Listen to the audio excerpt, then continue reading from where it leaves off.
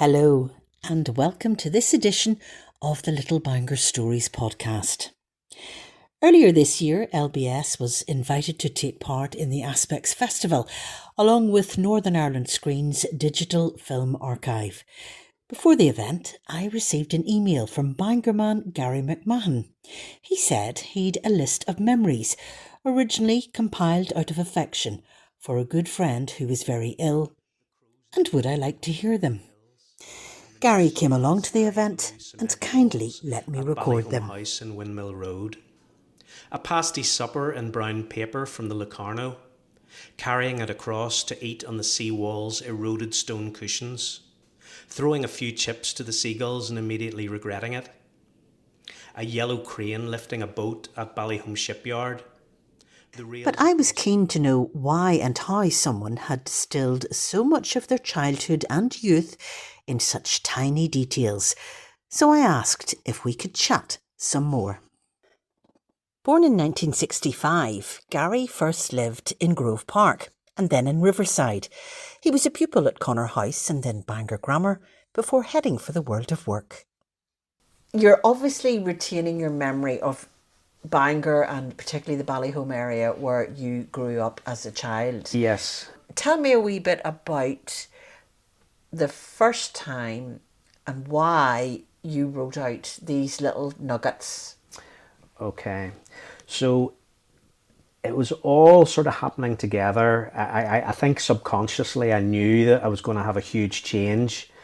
I had met Amanda, although apparently she knew me from the 80s. I met Amanda really down in a little coffee shop in High Street in Bangor called Jumpin' Java. So I'd met Amanda and we'd stayed in touch, and I knew I wanted to come back and be with Amanda, right? So there was that. There was David Amonier, who everyone knew very well. He was such a nice guy. He was a guy who, no matter who you were, when you walked into a room that he was in, even if he was in the middle of a large crowd, he would make you feel that you were the most important person to walk into that room. Did you know David from school? I didn't know him from school. I think his mum was friendly, I think, with our next door neighbours in Riverside, who was the blind MP, Bertie McConnell. And his wife and David's mum, Betty Ammonia, used to come there, and I think that's where I first got to meet David. But I knew David and his brother John actually independently. I think it was just really from being around Bangor. And David, of course, for people who don't know, a really well-known hairdresser. Yes, so I certainly knew him from his hairdressing days. He probably tried to fix my hair on numerous occasions, you know. Got to know Lorraine then as well. There was a lot of change happening, and the little memories. I decided initially to try and jot. Some of them were in my head, and some of them have always been in my head. There's some of them that I think about very regularly, you know, every time I pass a certain spot, you know. And I just decided to jot them down to give David a wee bit of a lift, because I knew he was in a bad way. So Lorraine actually did, you know, read them out to David, and they did indeed, you know, give him a lift, made him smile. I guess as well as that, I just didn't want them to be forgotten, you know. I've been thinking a little bit since I knew you were going to be talking to me about these. Why have I come up with these little ideas in the first place? And I think my mum and dad were, you know, a little bit older than, you know, parents generally are these days. You know, sort of, I think my dad was 39 and my mum would have been 43 whenever I was born. I also was an only child. I think my mum and dad had been told that I wasn't going to happen. Yeah, and then I think I was like a surprise whenever I came along.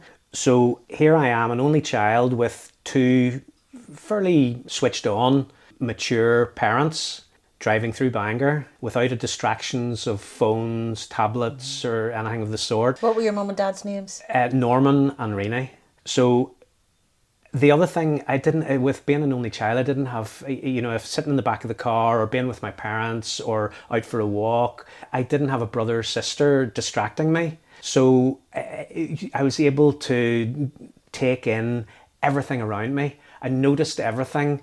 I listened to everything that my parents were telling me. So I think that is probably the reason why I've got all these memories. And the other way I think about it, and I've always thought about it, is that certain places to me are, how do I describe this? If you think of the difference between a black and white and a colour film, let's say that, Bangor, for me, and especially Ballyholme, there's a lot of areas of black and white, but there's all of these little places that are in colour. And those are the little quirky little memories. And they're just little sparks of colour in the environment and fabric that I've come up to know so well. So those little sparks of colour, the diving boards in Ballyholme, it's not there now, but an old gas lamp stump that was on, where Ballyholme Road turns into Ballyholme Esplanade. Those to me are flashes of colour film in a reel of black and white film. It's a great way of describing it. And a lot of people, I reckon, Gary, will they'll know exactly what you're talking about. Perhaps maybe they won't have as many memories as you have managed to collate, but maybe they will. Maybe people just don't write it down. They walk past something, and go, "Oh yeah, I remember that," but they don't tell anybody or write it. And that's part of why I think that's one of the other things I wanted to get out of this. My own memories. It doesn't have to be me that tells people. I would have been just as happy to deliver this list to you and have you take ownership for them, because I just didn't want them to be forgotten. But the other reason was because I sort of thought, well, if I have all of these, maybe some of these memories will make people think, oh, what about this? And it'll set off a little chain reaction that will cause them to maybe do the same sort of thing. Absolutely. And these little pieces of colour don't gradually fade to black and white as time passes. So how important do you think it is for you to write down your memories, and for other people? What part has it got to play in our lives, this sort of remembering of childhood, of young adulthood, of good times, of bad times, through places in particular? Yeah, that I don't know.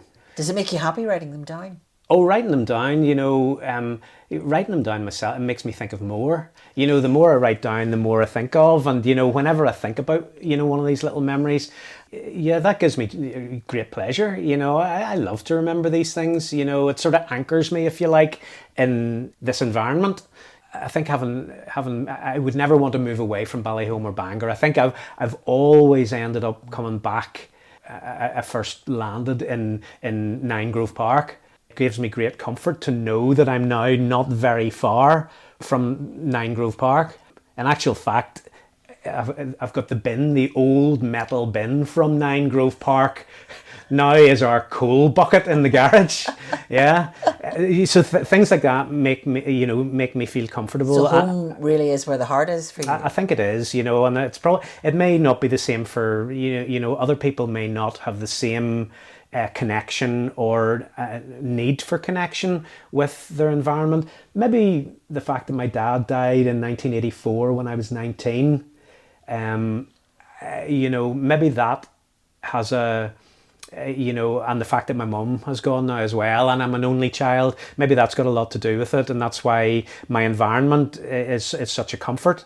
I think when my mum died, I think at the time the best way that I was able to articulate the loss, or one of the aspects of the loss, was that if you still have brothers or sisters, you can go to your brother and sister and say, do you remember such and such that happened back then? Oh yes, who was that? Yeah, and they'll be able to fill you in. Now, whenever you're an only child and both your parents die, and you don't really have any more of their extended family to talk to, then all of those memories are more difficult to recall. So I think the way I described it at my mum's funeral was that gone was my personal jukebox of memories. I think writing these down, for me, anchors me in my environment, and it just reassures me of all of the fabric that surrounds me. Do you know? You're that building your own still, personal jukebox back up again. yeah, that's it. And I'm still in the same place that I was with my mum and dad. You know, I think you can probably gather from our conversation now that I've had a very happy childhood.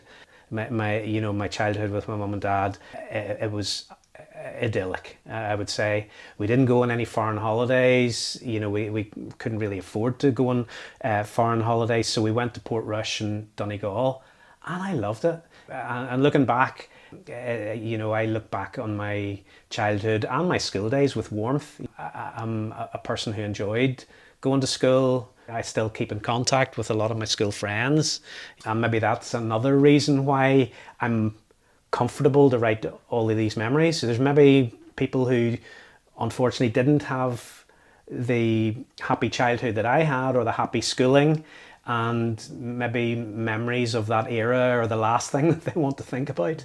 It's been a good process for you. Yeah. Do you continue to write little memories down if you come across them? Do you know, I will be.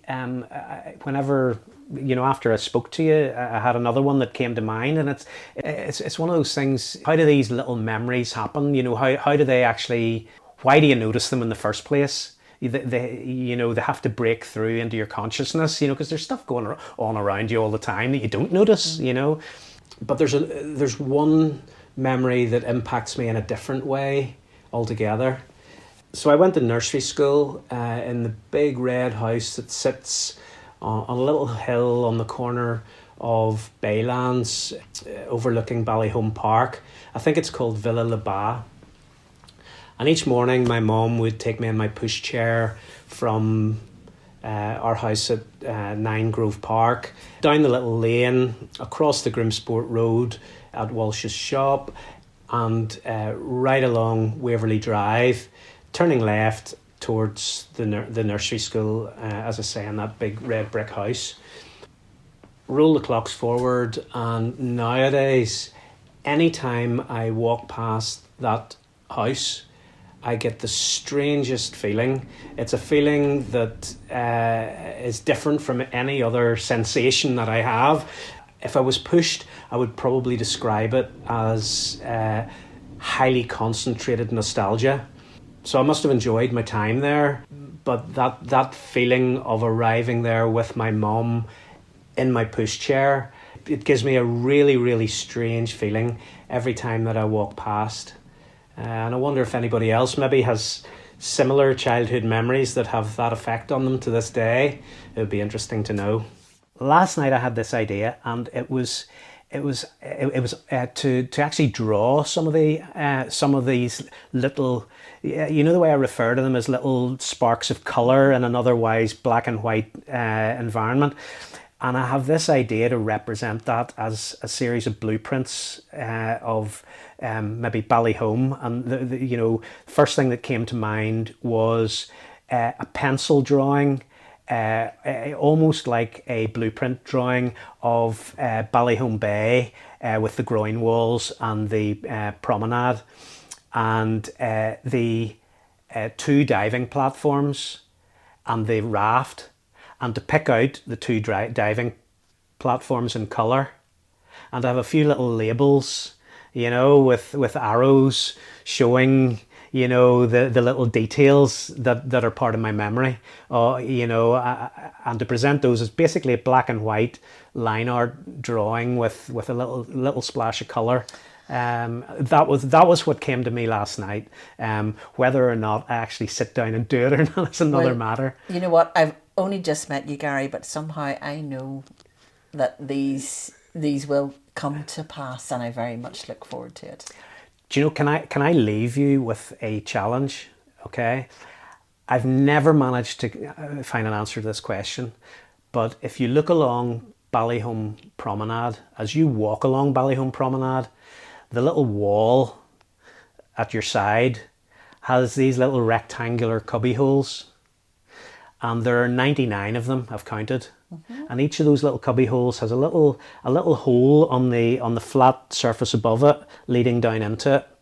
And I've always wondered what those are for. Now I've heard different, and I've guessed different, answers, potential answers like were they for lighting that never got installed?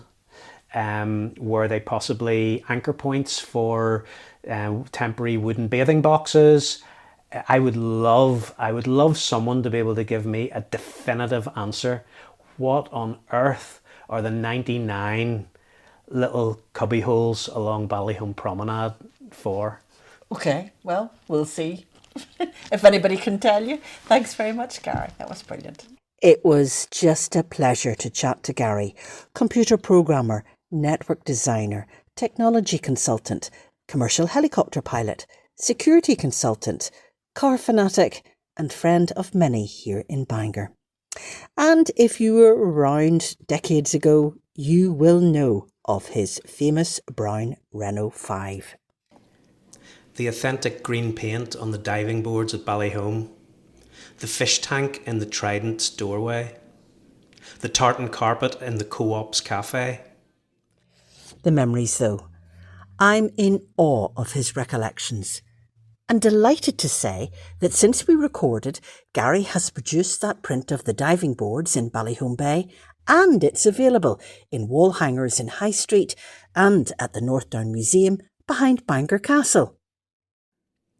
Turning the knob to shake the salt at the chip frying machine in Barry's Amusements.